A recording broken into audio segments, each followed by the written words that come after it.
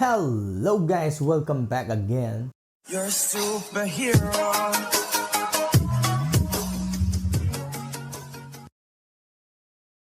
Ngasi mayam da comment khara pathokchari hanbagi comment se pathokchar ke mayam Hive 795 films na bibirak pane yamna thajadaba adu bibire.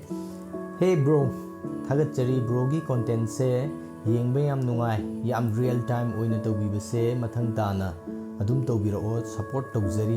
Lots of love from Hive 795 films team. Hive 795 films pusu mayam gi tawgal mapung phana matong khuding makta tawbu ngambiyu haibase thamjari.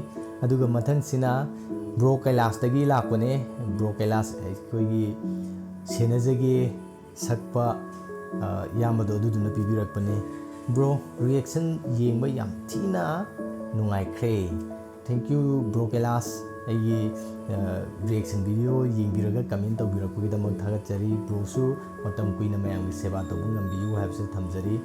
Aduga mathangi sina matam kuina dagi aigi subscriber oraga lakpa miyoi oidoine Silpa elangba makna pibirakpase aya ibung sen hanwai channel hangakpa kuidringe yam pamna yengambane kuire thengna kidaba ngasi amuk thengnare nauna kibita bro.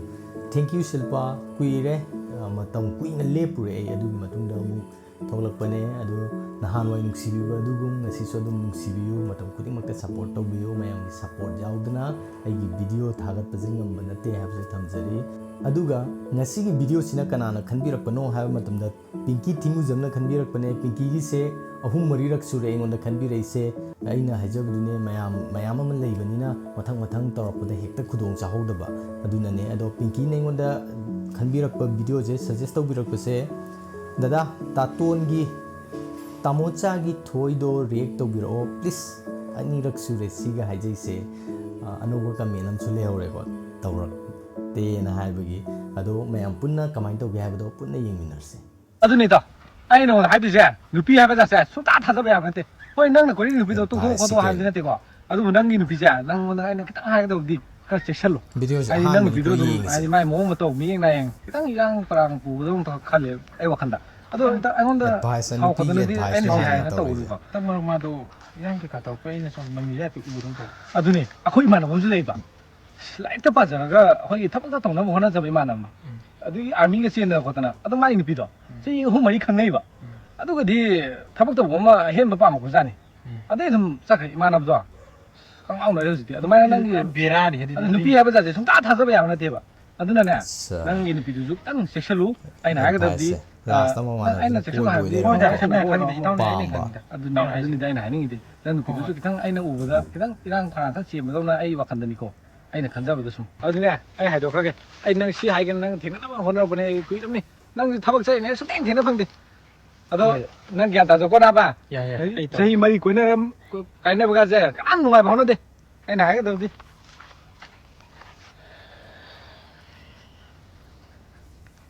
song hapsal laga kale mang ma pan tho mai pi tong haido sum ja La twsallak.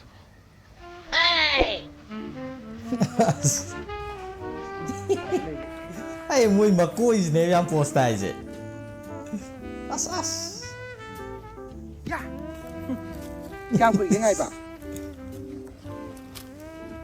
sao lên mà ai già được tôi nhỉ bố thấy nặng ngờ bẩn sao anh mà chỉ năng nè ôi à cây nô mi à cái chỗ thông là này daไม่ชอบท้องไหนด่ะ ไอ้ตัวนี้เนี่ยกันบีแบบงำมันนะทีนี้นั่ง ไม่ชอบท้องไหนด่ะ 还让我先生不知道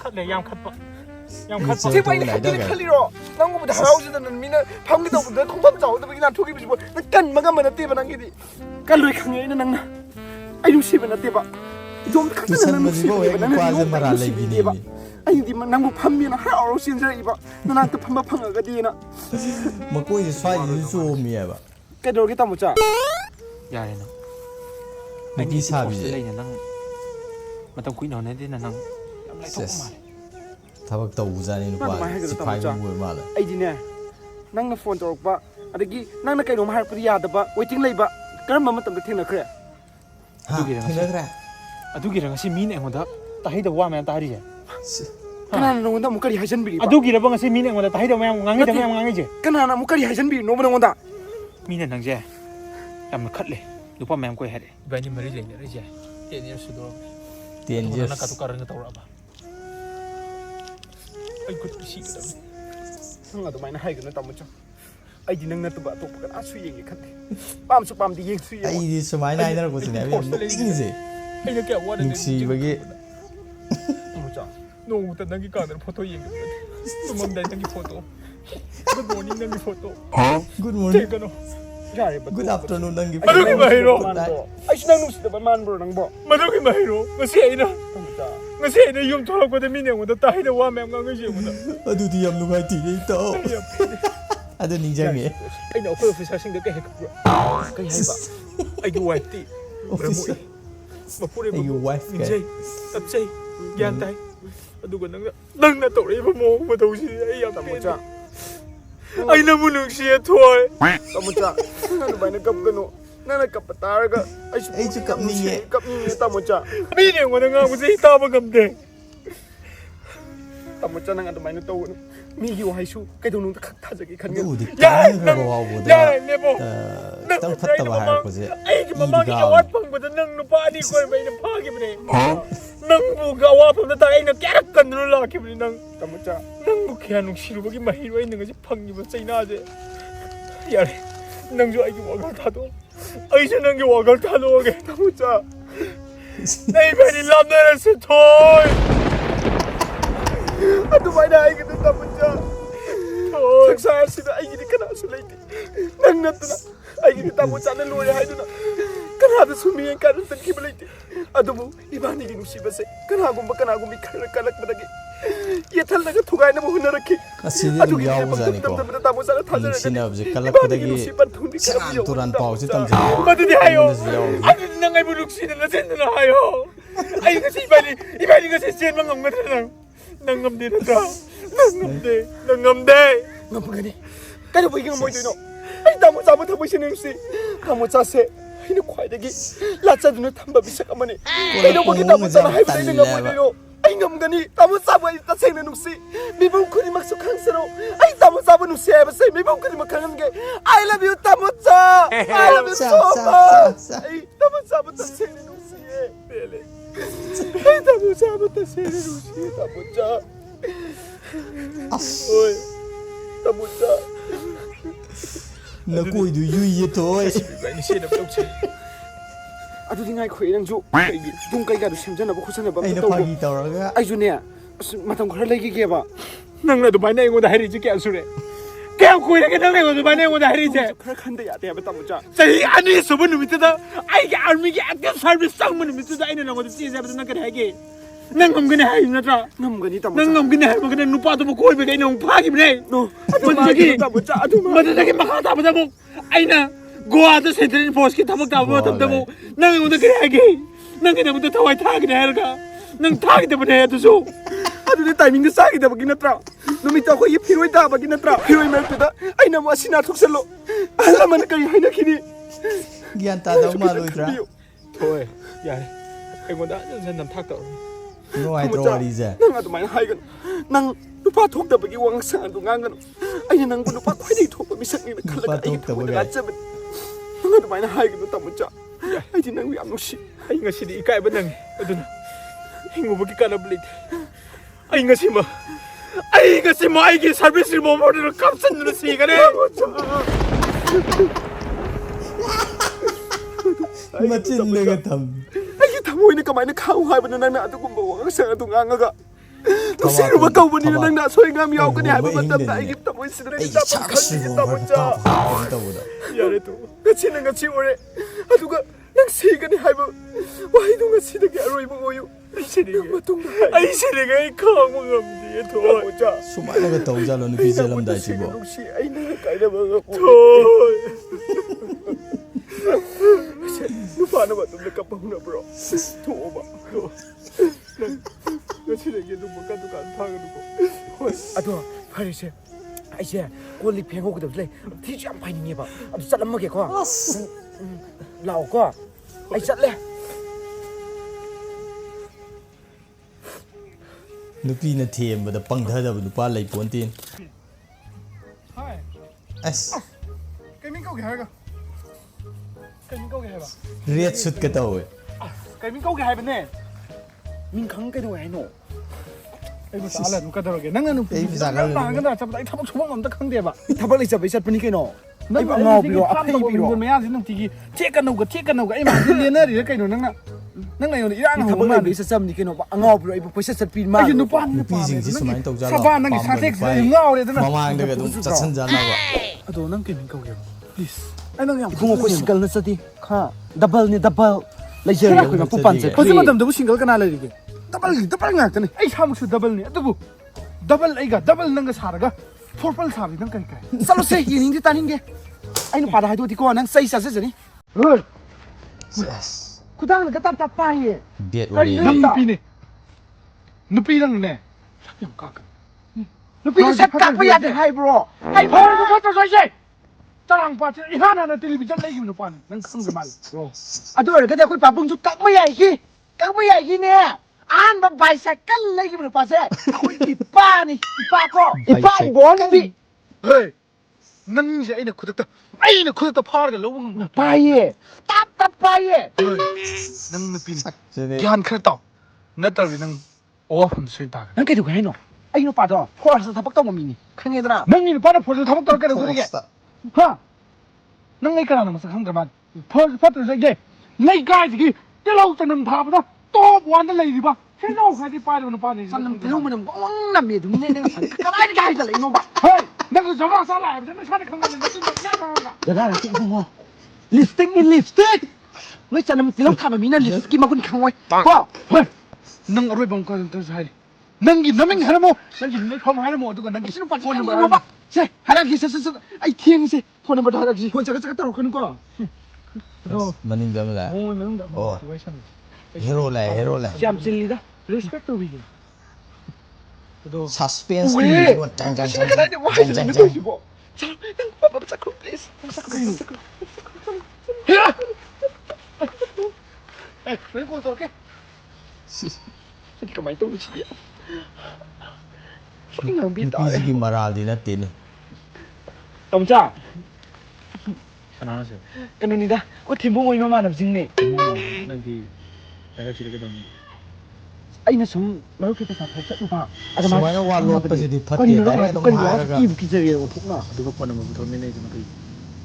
ต้องเลยมาโลเคชั่นที่สกิมนี่ก็ได้ที่พูดนัมเบอร์เนาะ Kudanga pa niya din ส kayo. มัยนั้น ตั้งไปสิมาไหนป่ะคุณทั้งสวิตทั้งสี่ที่นี่มาจะคุยจะนั้นไปสิป่ะ ซีนี่ไงสมัยนั้นพัดแต่ว่าไฮเจนกับอรุณไฮเจนแบบดิพัดเตะ Nang sige niya sa kaya kito kaya na.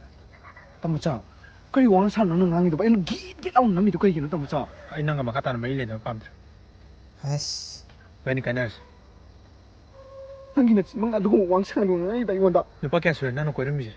ดูบ้าแกสุดกันนั่งนะไอ้มาบ้านในตารางมันป่วยแล้วมันจะดีกันใครเนี่ยคือมันนั่นตรงมันที่มันต้องกินนั่นตรงอีกบ้านนึงสินะไอ้เจ้าอาจจะกินชุกกล้วยกล้วยจะได้กิน Basi ano? Tara ko matung na ay may kaya na ka mo hasan na kun ko ita na. อาจจะฮอกขี้บ่อยนะฮอกเกอร์เดี๋ยวฮอกเกอร์ Hawke ba tingin no? Basi ko ay sa hawke ito na. อุ้ยมันจะบูรวมนะเชี่ยแล้วไล่เราบ่อยบ่ Basi ko hawke na hande ba ba. Migi no patan na ba na kita biri. Ano biri ke? Sakibi. Nang ka basa mino. Nang ka na tingnan ko lang mino. Ay na pulis officer ka kani. Officer no bigi mo do lai ne. Nang ka na liti na nuksi bigi wa ne. Ato ko nang nupa sum. Nupa ko ne kai ne ka guing lai kai no. Kaya guing lai kai no. Guing lai kai no. Guing lai kai no. Ha? Kaya guing lai kai no. ฟาส Kaya เลี guing lai kai no. Kaya guing lai kai no. Nang ka kai ne phubi da ne. คู่เลยพัดเตะ Nanti suku meniti ni udah sampai heng mengwar kan lupa kan aku aja. Hari itu di, aku kaki orang kang mana, hari yang dah hari tu mana, nang su bilang kita bilang oi, saya berdua kau nak itu di nang, Ada di hawa jual ni. nang wagi wari, ibu apa mini sakti mini kesu kan sedang bikin ibu, kata nanti itu bila betul betul, sakti wari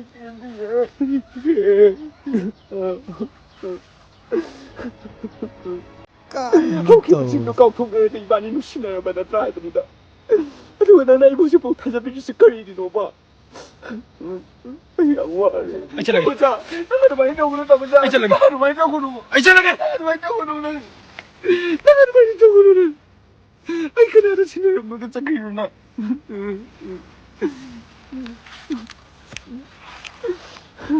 Tos. Ani ngak thamu sing na honi ma thok tai.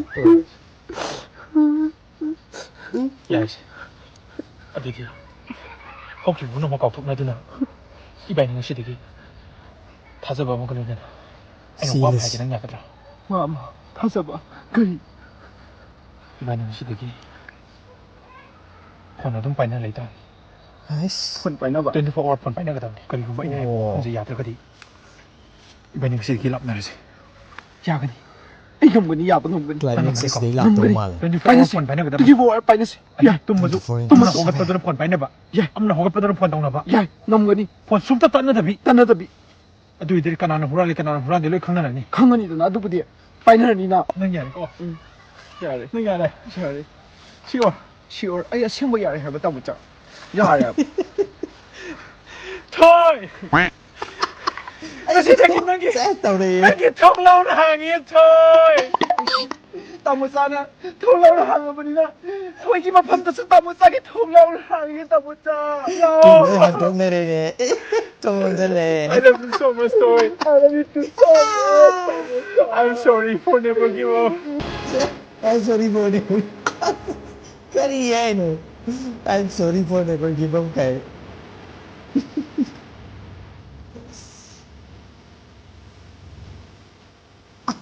Hangong ta nap ta le.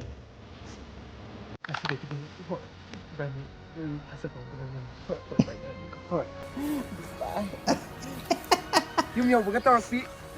Thoi. Ta mu cha. Con đi nhung với con tao đâu cô. Ai cha le ke ko ta di. Thoi. Korean photo ko. Nhung nhờ cái phần tao đâu cô. Oi, ta mu cha. Bye. Oi. Tao gam ti ya de sim ba. Si kam ka sing hui. Thabak chi khat na re. Phone tong na. Hello. Hello. Cái nó phone tao làm gì nào? Di in son du da nam dam du tat khri ma ha ba. Ka to kan ta sen ko. Siang. Ta ra me mut thami to kari gino me. Ni. Kari gino mut thami to bo. Kana nupa mo khontai to. Nupa mo khontai to kana no hai ba. Nang ko san sala ke nupa. Kana na ni nupa mo khontai to. Nang ko san sala security sen sali ra. Nang jam tawri boy security ki manak ta ka sanga. Nai di boy nang jam security ki manak ta ka. Security. Oh. Yeah. Ngai ni. Oh yeah. Kana no ba message tok tok thani to. Kai khang he. Mi iman bi ka thanar ga kai no. Na mana bi ro su. Hai ka dem ne mo. Na hang oi di ta. Ai ta mu chang Ti khang de sai na phone pai na ri ngai de phone number do. Se se tha ju ya tha screenshot na tra. Tor ta screenshot. Hello. Phone pa ra to ga dam ni screenshot to. Oh. Kun mai ta si ku ka. Kun mai ta ku chi bo. Au hai ba. Khong hai ba. Khon ga jam ta tham chi.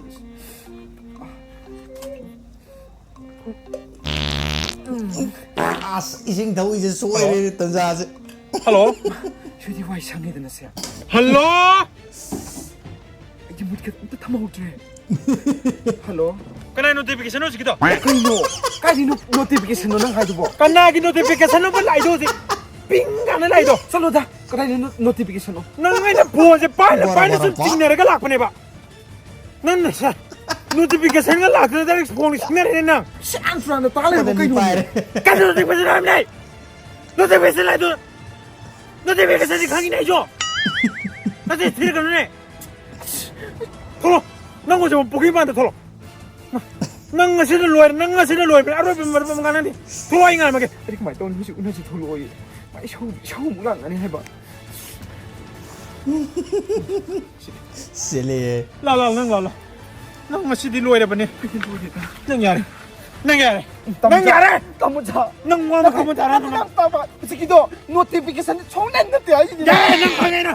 Notification Una na te ba. property de no ko de ki bo. Nang Thoi ba? Sao ito mo notification na ito di? Kari order na ito ba? 총난 났대. Kari odi na ba? 선데 총난 났대. 이제 하요 알아. San koi bagi Natural notification tare hojikidode. Nang ngamse. 따모차. Nang ki character samtok pa ngamse ta. 자.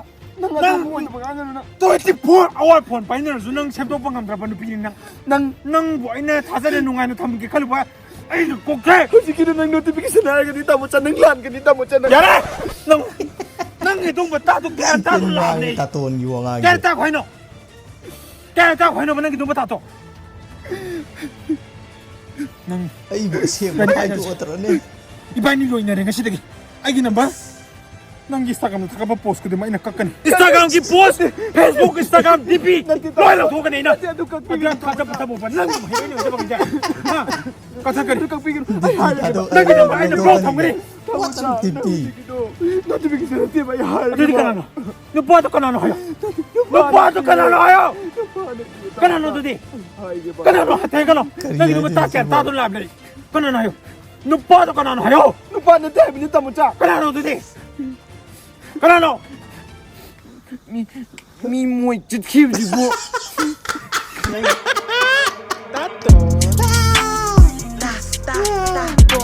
mayam punna video se yeng mina kre video se sungsoi soidana nungai rom gani na khalle ai di hojiki aroi baido kamai ma hairak loi no sini hojiki du loirani je khallu de ba khang sang gi do male ba aduga video ji minute kun ne do khang hau da bai tare ado aroi bagi hairak ko kamai hairak de no kamai hairak to direct oina hairak koi wa yeng ba yam nungai aduga yamna yengba matamde khoigi boring chu chu handabdo adu yawe ba idi sang manina wakal da sum khallubne sum yeng chu yengdrimina kari tawduino yam sangdi sangina khallubne aduga houdena loibo je boring chu chu debida nungaira lehen ba tare ado sigi matang saina security ga wangang nei ra kholira tawbogi matang ama haigibdo nupa ga pawkhong nei ra kan wari mi yabdo adu wari je yam ning ba tare aigi akoina class 11 12 ki rent ta leiba matam je da class 12 ta imana bomna nupi ko ba da aina wari sane ge ju changjal laga